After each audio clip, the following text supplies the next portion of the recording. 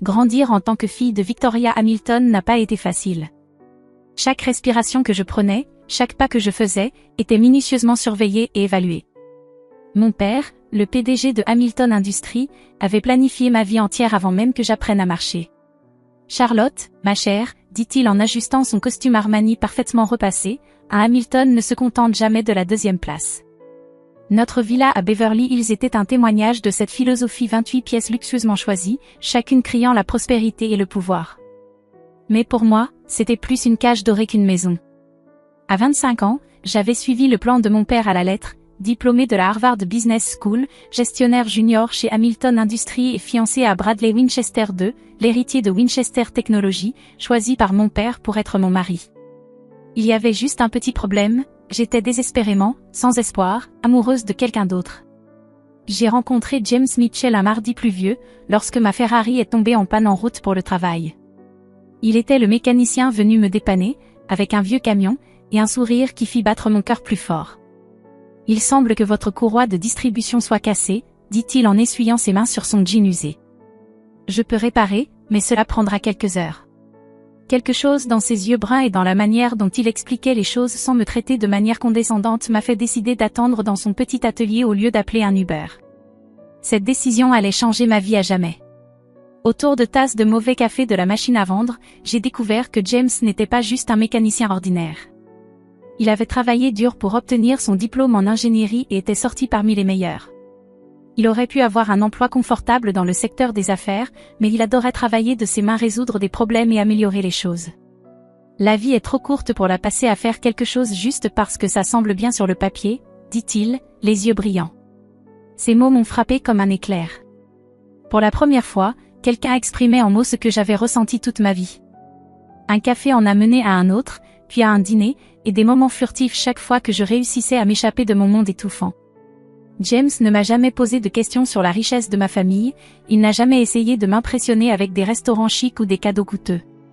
Au contraire, il m'a montré la joie des choses simples, des promenades à minuit le long de la côte, des pique-niques dans des parcs cachés et des rires tant de rire. Pendant 6 mois, j'ai vécu une double vie, princesse sociale le jour, moi-même la nuit. Mais je savais que cela ne pouvait pas durer éternellement. Le point tournant est arrivé lors d'un bal de charité dans notre villa. Bradley parlait à tout le monde qui voulait l'entendre des stratégies de fusion, tandis que ma mère me traînait comme si j'étais un cheval primé. Charlotte prendra en charge les opérations de la côte après le mariage, annonça-t-elle à un autre groupe de dames de la société. Les Winchester et les Hamilton imaginaient les possibilités. Je me sentais étouffée. Je m'excusai et me précipitai dans le jardin, appelant déjà, tremblante, le numéro de James. Je n'en peux plus, murmurai-je au téléphone, les larmes coulant sur mon visage. Je ne peux pas me marier avec Bradley. Je ne peux pas être celle qu'ils attendent de moi. James resta silencieux un moment, avant de parler. Alors ne sois pas cette personne. Sois celle que tu es, Charlotte. C'est cette personne que j'ai aimée. Cette nuit-là a tout changé. Le matin suivant, je suis entrée dans le bureau de mon père, le cœur battant, mais ma détermination était ferme. Papa, il faut que je te dise quelque chose, ma voix tremblait un peu.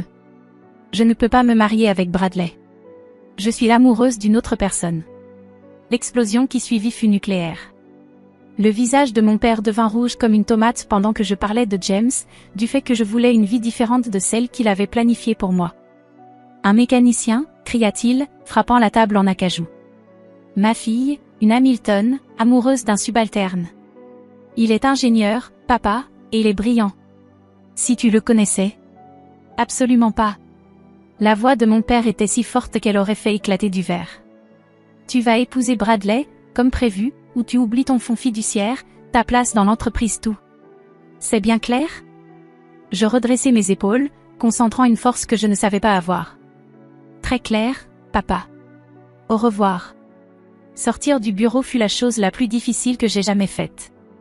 Les cris hystériques de ma mère, les menaces de mon père, les chuchotements des domestiques, tout cela me poursuivait tandis que je faisais mes valises et quittais la seule maison que j'avais jamais connue. James m'attendait devant son modeste appartement, l'inquiétude inscrite sur son visage. Quand je lui ai raconté ce qui s'était passé, il a essayé de me convaincre de ne pas faire ça. Charlotte, c'est toute ta vie, ta famille, ton héritage. Je ne peux pas te laisser faire ça pour moi. Je l'ai embrassé. Je ne renonce pas à ma vie, James. Je la commence enfin. Les mois suivants furent un cours intensif dans la réalité. Je me suis installée dans le petit appartement d'une chambre de James, j'ai trouvé un emploi de consultante junior dans une petite entreprise et j'ai appris à vivre avec un budget. Ce n'était pas facile, mais pour la première fois de ma vie, je me suis sentie libre. Les tentatives de mes parents pour me ramener ont varié de la manipulation émotionnelle aux menaces directes. Ils ont bloqué mes comptes, annulé mes cartes de crédit et ont même tenté de me licencier de mon nouveau travail. Mais à chaque obstacle, James et moi devenions plus forts ensemble. Quand nous avons décidé de nous marier, nous avons planifié une cérémonie simple dans un parc local. Pas de robe de créateur, pas de photographe de société, juste nous et quelques amis proches. Le matin du mariage, j'ai reçu un message de ma mère, ton père et moi allons venir. Une dernière chance de réparer cette erreur. Mon cœur a sauté à un battement en montrant le message à James. Il serra ma main. C'est ta décision, chérie. Ce que tu veux. Je voulais qu'il soit là. Malgré tout, ils restaient mes parents. Alors, lorsque je marchais dans le couloir improvisé avec ma simple robe blanche d'un magasin de department, mon regard croisa immédiatement le sien. À la fin se trouvait mon père, comme s'il avait avalé quelque chose de amer, tandis que ma mère s'essuyait les yeux avec un mouchoir monogrammé. Aucun d'eux ne bougea pour participer à la cérémonie. Pendant la réception, un barbecue décontracté dans le parc, ils jouèrent leur dernière carte. Charlotte, ma chère, la voix de ma mère dégoulinait de désespoir. Il n'est pas trop tard. Bradley te reprendrait. Souviens-toi de ce que tu es en train de jeter. Mon père alla droit au but. C'est ta dernière chance, ma fille. Reste avec cet homme, et tu ne verras jamais un centime de ton héritage. Tu veux vraiment ça? Vivre dans la pauvreté? Je regardais James, qui discutait et riait avec nos amis, complètement détendu dans son costume loué. Puis, je regardais mes parents, coincés dans leur monde de richesse et d'attente. Ce que je veux, dis-je clairement, c'est être heureuse. James me rend heureuse. Si vous ne pouvez pas comprendre cela, alors nous n'avons pas besoin de votre argent, ni de vous dans notre vie. Le visage de mon père redevint violet, comme d'habitude. Tu n'es plus ma fille, cracha-t-il avant de se détourner brusquement. Ma mère hésita un moment, puis se précipita derrière lui alors qu'il quittait furieux. James s'approcha de moi et passa un bras autour de ma taille. Tout va bien? Je me soutins contre lui en voyant mon passé s'éloigner. Je n'ai jamais été aussi bien. C'était il y a 6 mois. Nous avons trouvé notre vie ensemble, nous avons travaillé dur, nous nous sommes aimés encore plus. James continuait à travailler dans son atelier et suivait des cours le soir pour son master. Je me consacrais à mon travail de consultante et construisais ma propre clientèle. Nous étions heureux, vraiment heureux même si nous contrôlions nos dépenses et récoltions des coupons. Mais il y avait quelque chose que James ne m'avait pas dit, quelque chose qui allait bouleverser mon monde. Tout changea lors d'une soirée apparemment ordinaire, un vendredi. Je suis rentrée plus tôt du travail, excitée de surprendre James avec de la nourriture à emporter de notre restaurant thaïlandais préféré, mais notre appartement était vide, avec une note pressée sur le comptoir, je travaille tard à l'atelier. Je t'aime. Ce n'était pas rare que James travaille tard, mais quelque chose semblait différent. Dernièrement, il était distrait, recevait des appels mystérieux et travaillait à des heures inhabituelles. Un nœud se forma dans mon estomac tandis que mes pensées s'égaraient vers des endroits sombres. L'histoire se répétait-elle? Allais-je tout perdre à nouveau? Incapable de rester là, je décidai d'emporter le dîner jusqu'à l'atelier. Mais en arrivant, l'endroit était sombre. Le vieux camion de James n'était pas à son emplacement habituel. Mes mains tremblaient alors que je l'appelais direct dans la boîte vocale. Au moment où la panique commençait à m'envahir, mon téléphone vibra avec un message d'un numéro inconnu. Madame Mitchell, s'il vous plaît, venez immédiatement au 1875 Highland Avenue. C'est au sujet de votre mari. Mon cœur s'arrêta. Highland Avenue était dans la zone industrielle, à des kilomètres de l'atelier de James. Avec mes doigts tremblants, je tapai l'adresse dans mon GPS et conduisis à travers la ville qui commençait à s'assombrir, imaginant les pires scénarios. Le GPS me conduisit à un immense bâtiment moderne avec des murs en verre élégant. Les grilles de sécurité s'ouvrirent automatiquement lorsque je m'approchai, et un garde de sécurité en uniforme me guida vers un garage souterrain. Madame Mitchell, fit-il un signe de respect. Prenez l'ascenseur exécutif jusqu'au dernier étage. Ascenseur exécutif, dernier étage? Qu'est-ce qui se passe ici? L'ascenseur s'ouvrit sur un étage de bureaux spectaculaire, avec des fenêtres du sol au plafond offrant une vue sur la ville. Et là, sur une table en verre, de dos à moi, se trouvait James. Mais pas le James que je connaissais. Les jeans usés et le t-shirt taché d'huile avaient disparu. À la place, il portait un costume sur mesure impeccable, qui coûtait probablement plus que notre loyer mensuel. Lorsqu'il se tourna, son sourire familier et chaleureux était éclipsé par un air nerveux. « Charlie », dit-il doucement, en utilisant mon surnom spécial. « Je pense qu'il est temps de tout te dire. » Avant qu'il ne puisse continuer, la porte du bureau s'ouvrit soudainement, et là, comme dans un cauchemar de mes pires préoccupations, se trouvaient mon père, ma mère et Bradley Winchester II. « Qu'est-ce que cela signifie ?» cria mon père, dont le visage commençait déjà à prendre la couleur familière du violet. « La sécurité a dit que Charlotte est montée ici. »« Que faites-vous dans le bureau du PDG, vous, mécanicien ?» James ajusta sa cravate et contourna la table. « En fait, Monsieur Hamilton, je suis le PDG. James Mitchell, fondateur et directeur général de Mitchell Innovation. » Le silence qui suivit fut assourdissant. Ma mère prit une chaise pour s'appuyer. La bouche de Bradley était grande ouverte de manière peu attirante, et mon père était, pour la première fois de ma vie, sans voix. Mais, balbutia ma mère. Tu es un mécanicien ? James sourit et prit ma main. Je possède un réseau d'ateliers de réparation automobile. Oui, c'était ma première entreprise, que j'ai lancée avec un prêt de mon professeur à l'université. Mais Mitchell Innovation est mon principal projet. Nous sommes une entreprise technologique spécialisée dans des batteries révolutionnaires pour véhicules électriques. C'est pourquoi j'ai passé tant de nuits à travailler tard à l'atelier. Nous venons de terminer notre nouveau prototype. Ma tête tourna. Pourquoi ne m'as-tu pas dit ça ? Parce que je devais en être sûr, dit James doucement, se tournant vers moi. Quand nous nous sommes rencontrés, j'étais sur la liste des 30 moins de 30 de Forbes. Toutes les femmes avec qui je sortais étaient intéressées uniquement par mon argent, mon statut.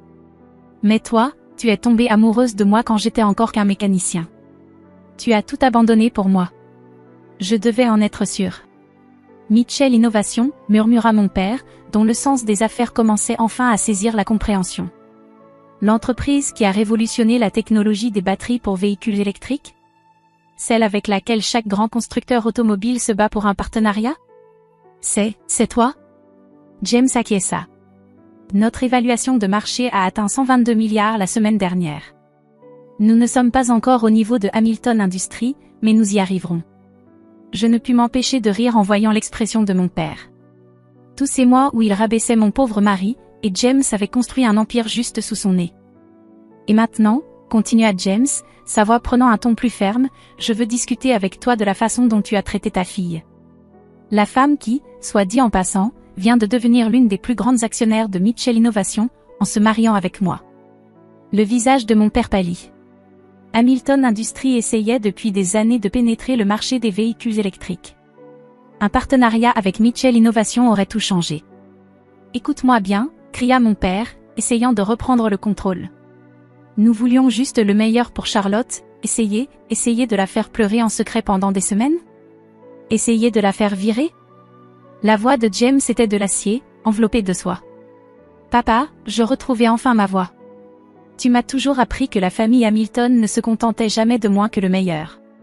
Eh bien, moi non plus je ne me suis pas contentée de ça. Je me suis mariée avec l'homme le plus brillant, gentil et réussi que j'ai jamais connu. Et je l'ai fait sans savoir tout ceci. Charlotte, ma chère, s'avance à ma mère, les bras ouverts. Nous avions tort. Maintenant nous voyons cela. S'il te plaît, rentre à la maison. Je regardais autour de ce bureau impressionnant, puis je fixai James mon merveilleux mari, qui m'a permis de trouver mon propre chemin, de subvenir à mes besoins et de devenir plus forte. Je suis chez moi, maman. Mais si tu veux faire partie de notre vie, tu devras nous accepter tels que nous sommes. Plus de manipulation. Plus de contrôle. Mon père semblait sur le point de s'étouffer avec quelque chose de particulièrement inconfortable. Et quand sera-t-il de Hamilton Industries ? James sourit. Eh bien, monsieur, nous avons effectivement reçu plusieurs offres de vos concurrents pour des partenariats exclusifs. Mais j'ai pensé, étant donné les liens familiaux, que nous pourrions envisager un autre type d'accord, si vous êtes intéressé à en discuter comme des égaux. L'heure suivante fut surréaliste. Mon père et James discutaient affaires, tandis que ma mère se plaignait de ma terrible maison et insistait pour que nous déménagions dans une maison appropriée. Bradley disparut quelque part, probablement pour lécher ses plaies.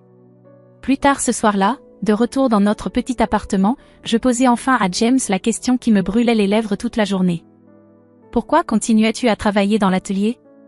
Pourquoi vivre ainsi, si tu as des milliards? James me tira vers lui. L'atelier me garde les pieds sur terre. Il me rappelle d'où je viens. Et cet appartement et moi avec toi ont été les plus heureux de ma vie. Nous avons réussi ensemble, sans cuillère en argent ni fonds fiduciaire. Des larmes montèrent à mes yeux. Je t'aime, toi, milliardaire traître. Il rit. Je t'aime aussi, toi, Harris fugitif. La vie a changé après cette nuit-là, mais pas de la manière que les gens auraient pu attendre. Nous avons effectivement déménagé, mais dans une maison simple, que nous avons choisie ensemble. Je suis entrée chez Mitchell Innovation en tant que responsable de leur fondation caritative et j'ai utilisé nos ressources pour aider d'autres jeunes entrepreneurs. James passe toujours du temps dans son atelier original, où il enseigne des compétences mécaniques à des jeunes en situation de vulnérabilité. Et mes parents? Eh bien, ils s'efforcent. Maman fait encore des suggestions pas très subtiles sur des petits-enfants ayant besoin de fonds fiduciaires, mais papa a développé un véritable respect pour James. Leurs réunions d'affaires hebdomadaires se transforment souvent en longues discussions sur tout, des voitures anciennes à la philosophie. Quant à moi, j'ai enfin compris ce que James voulait dire par « la vie est trop courte pour vivre uniquement sur le papier ». Parfois, les meilleures choses viennent déguisées en Ferrari abîmées et en café de machines automatiques. Mais la meilleure partie? De temps en temps, lorsque nous passons devant notre ancienne maison ou que nous emportons quelque chose de notre restaurant préféré, James me regarde toujours de la même façon qu'il me regardait quand il n'était qu'un mécanicien et que j'étais simplement une Harris fugitive. Parce qu'à la fin, l'amour ne se soucie pas des comptes bancaires ou des empires d'entreprise. Il se soucie de qui tu es, quand tout ce qui reste est vraiment toi. Et nous? Nous sommes juste Charlotte et James, un mécanicien et une Harris fugitive qui ont trouvé quelque chose de plus précieux que des milliards. Nous nous sommes trouvés.